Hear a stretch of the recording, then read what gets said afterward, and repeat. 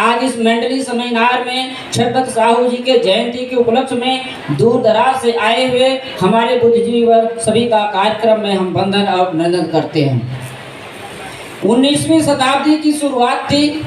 सत्यशोधक समाज छतरी के नीचे सामाजिक आंदोलन की अलग जगाने वाले, समता और न्याय के ख्वाब देखने वाले ज्योतिबा फूले इस दुनिया से जा चुके थे।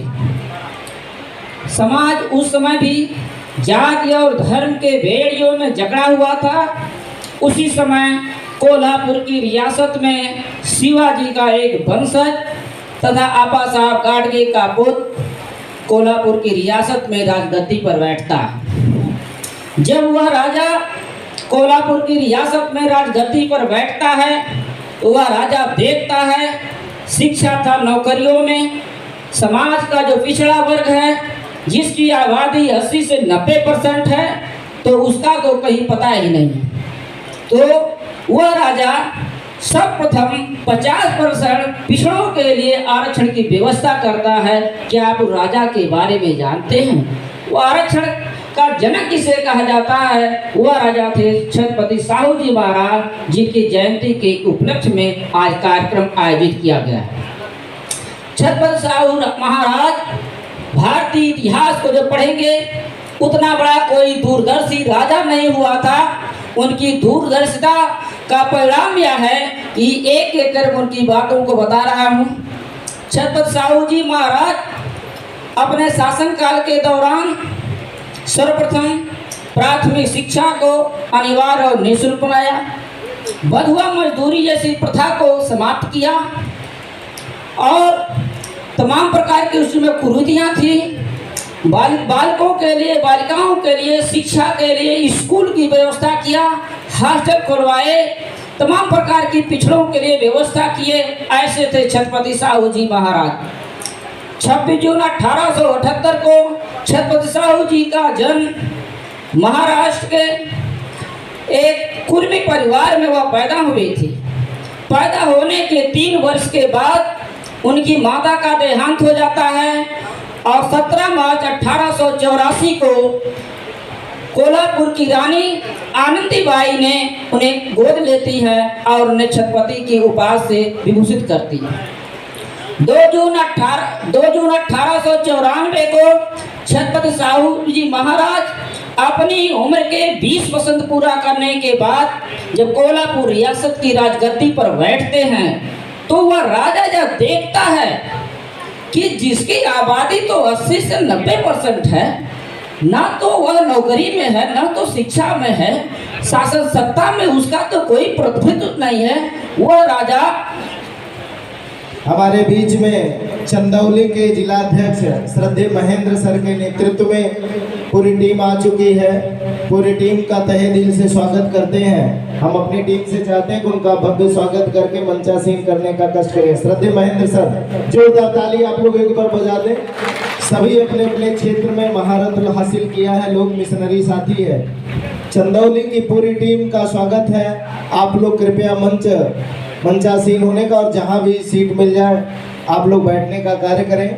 मैं स्पीकर उसकी तो शिक्षा में नहीं तो स्थान है, ना तो नौकरियों में उसका प्रतिनिधित्व है, तो वह सर्वप्रथम अपने राज्य में जनगणना कराते हैं और जनगणना के बाद यह देखते हैं कि जो 71 पद थे, जो महत्वपूर्ण पद थे, जो नीतियां बनाते थे राज दरबार में, उसमें 71 पदों में 60 पद जो है ब्राह्मण काबिज थे और 11 पद ऐसे थे जहां पर गैर ब्राह्मण स्थापित थे। इसी तरह लिपिकी संवर्ग में उन्होंने जनगणना कराई तो लिपिकी संवर्ग में भी 500 पदों में से 10 पद पर गैर ब्राह्मण थे और 490 पदों पर ब्राह्मणों का कब्जा था। छत्रपति साहू जी महाराज ने कहा यह कैसा राजपाट है जिसकी आबादी 80 से 90% है, उसकी तो ना तो शासन सत्ता में कोई प्रतिनिधित्व है, ना तो नौकरियों में प्रतिनिधित्व है, आखिर यह राज किसका है, कौन चला रहा है इसको। इसी चीज को लेकर 2 जुलाई 1902 को छत्रपति साहू जी महाराज अपने राज्य में कोल्हापुर रियासत में सबसे पहले आरक्षण की व्यवस्था करते हैं। ऐसे थे छत्रपति साहू जी महाराज। उस आरक्षण का परिणाम यहाँ देखिए कि 1902 में जो आरक्षण की व्यवस्था उन्होंने अपने स्टेट में लागू किया, 1902 के बाद 1912 आते आते 55 पद जो ब्राह्मण काबिज था, 95 पदों में से ब्राह्मणों का प्रतिनिधित्व 35 पर आ गया, बाकी जो पिछड़ा वर्ग था उसका प्रतिनिधित्व हो गया। आरक्षण का यह परिणाम था। इसके बाद छत्रपति साहू जी महाराज यहीं पर नहीं रुकते हैं। छत्रपति साहू जी महाराज 1912 में सर्वप्रथम प्राथमिक शिक्षा को वो पिछड़े वर्गों के लिए दरवाजे खोल देते हैं, प्राथमिक से अनिवार्य कर देते हैं।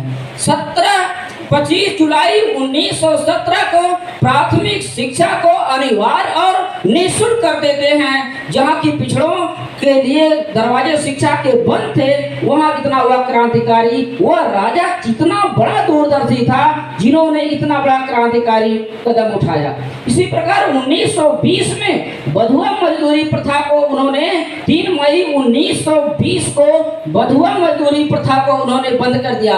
और उस इतिहास को देखिए, आपके यहाँ बधुआ मजदूरी कब बंद हुई? 1947 में देश आजाद होता है और 1980 में जाकर बधुआ मजदूरी लगभग आजादी के 30 वर्षों के बाद बधुआ मजदूरी प्रथा बंद हुई। छत्रपति साहू जी महाराज का दूसरा क्रांतिकारी कदम यह था, 1919 में छत्रपति साहू जी महाराज ने नियम बनाया कि पिछड़े वर्ग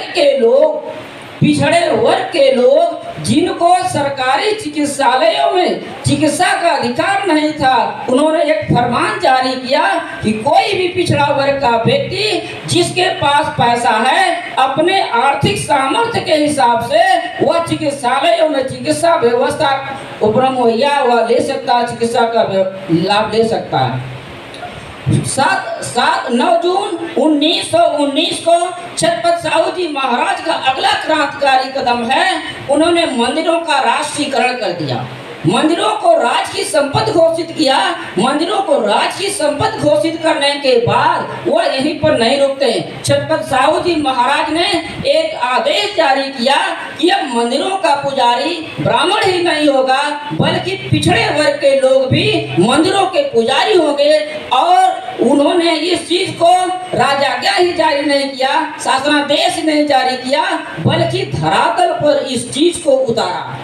अगले कदम के रूप में जब बाबा साहब भीमराव अंबेडकर विदेश में पढ़ाई कर रहे थे और आर्थिक अभाव की स्थिति में 4 सितंबर 1921 को बाबा साहब साहू जी महाराज को खत लिखते हैं कि मेरी आर्थिक स्थिति बड़ा डमाडोल है, आर्थिक स्थिति को पूरा करने के लिए, जरूरत को पूरा करने के लिए मेरे पास पैसा नहीं है। साहू जी को एक खत लिखते हैं और कहते हैं कुछ आर्थिक प्रबंध कर दीजिए।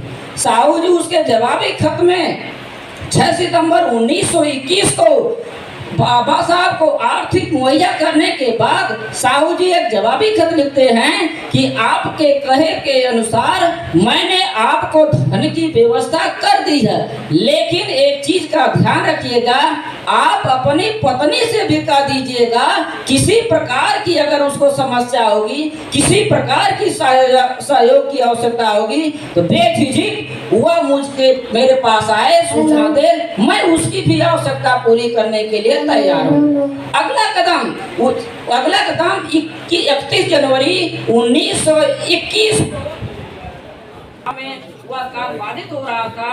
उस समय साहू जी महाराज बाबा साहब को 2500 रुपए की आर्थिक सहायता देते हैं, मदद करते हैं। साहू जी महाराज का वह क्रांतिकारी कदम, वह दूरदर्शी था कि 1920 के मालगांव की सभा में छत्रपति साहू जी महाराज बाबा साहब के कार्यक्रम में पार्टिसिपेट करते हैं और यह कहते हैं कि दलितों को पिछड़ों को उनका एक मसीहा मिल गया है।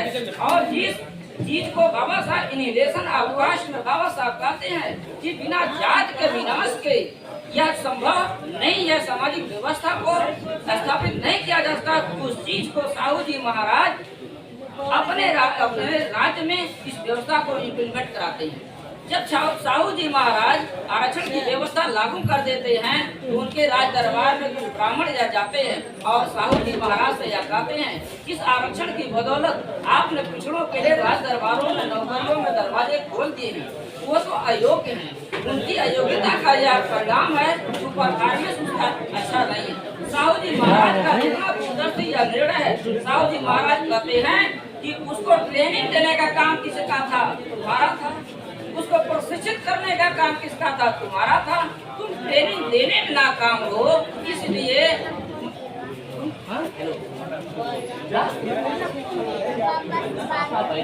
जो वह राज दरबारी ब्राह्मण आता है और साहू जी महाराज से शिकायत करता है, जिन पिछड़ों और दलितों को आपने आरक्षण की बदौलत राज दरबार और नौकरियों में जगह दे दी है, इनके अंदर तो काबिलियत नहीं है या अयोग्य है। साहू जी महाराज उस ब्राह्मण अधिकारी से कहते हैं, इसको ट्रेनिंग देने का काम किसका था? तुम्हारा। इसको प्रशिक्षित करने का काम क्या था? तुम्हारा था। तुम ट्रेनिंग देने में नाकाम थे, इसलिए तुमको पद से हटाया जाता है और उस ब्राह्मण अधिकारी को साहू जी महाराज पद से हटा देते हैं। अगली घटना यह घटती है कि एक बार साहू जी महाराज के राज दरबार में साहू महाराज एक दरबारी था और वह दरबारी अछूत था। वह अछूत था और किसी का एक बार वह तालाब में पानी पी लेता है। गंगाराम भट्ट उसका नाम था। गंगाराम जब पानी पी लेता है तो सवर्ण जो थे उसकी पिटाई कर देते हैं। उस समय छत्रपति साहू जी राज्य में नहीं थे। जब छत्रपति साहू जी महाराज आते हैं, उनको इस चीज के संज्ञान होता है, उनको पता चलता है, तो गंगाराम भट्ट को बुलाते हैं और गंगाराम भट्ट से पूछते हैं, गंगाराम क्या कैसी घटना हुई? तो गंगाराम ने कहा, महाराज मैं एक तालाब से पानी पी लिया था, उसी तालाब से पानी पीने के कारण सवर्णों ने मेरी पिटाई कर दी। छत्रपति साहू जी ने कहा, गंगाराम कुछ पैसा लो और जाओ शहर के मुख्य चौक पर दुकान खोलो। गंगाराम जाता है, शहर के मुख्य चौक पर एक चाय और पानी की दुकान खोलता है। अगले दिन छत्रपति साहू जी महाराज उस दुकान का उद्घाटन करने के लिए अपने सहयोगियों के साथ जाते हैं और छत्रपति साहू जी महाराज दुकान पर जब बैठते हैं तो गंगाराम भट्ट से पूछते हैं, गंगाराम तुमने अपनी दुकान पर अपनी जाति और अपना नाम का उल्लेख नहीं किया है। तो गंगाराम ने कहा, महाराज क्या दुकान पर जाति और नाम का उल्लेख करना जरूरी है? तो साहू जी महाराज चुटकी लेते हुए कहते हैं, तब तो तुम सबका धर्म ही भ्रष्ट करके मानोगे। ऐसे चुटकी लेते हुए ऐसे थे छत्रपति साहू जी महाराज। और छत्रपति साहू जी महाराज पहली चाय दुकान का उद्घाटन वह करते हैं, पहली चाय छत्रपति साहू जी महाराज पीते हैं, अपने दरबारियों को पिलाते हैं। बात आपको चाय पीने दुकान का उद्घाटन करने सामान्य बात नहीं है। यह घटना उस समय की है जिस समय जात पात धर्म छुआछूत कितना चरम पर था, लेकिन उस समय साहू जी महाराज कितना क्रांतिकारी कदम उठाए। साहू जी महाराज यह भी देखे, पिछड़ों के दलितों के साथ जो अछूत का व्यवहार होता था, साहू जी महाराज ने 1919 में एक आदेश जारी किया कि किसी भी अछूत के साथ, किसी भी पिछड़े हुए व्यक्ति के साथ, किसी सरकारी कार्यालयों, सामाजिक स्थलों, किसी भी स्थान पर किसी के साथ दुर्व्यवहार नहीं किया जाएगा, छुआछूत का व्यवहार नहीं किया जाएगा। ऐसे थे छत्रपति साहू जी महाराज। इन्हीं शब्दों के साथ मैं अपनी वाणी पर विराम देता हूँ। जय भीम, नमो बुद्धाय।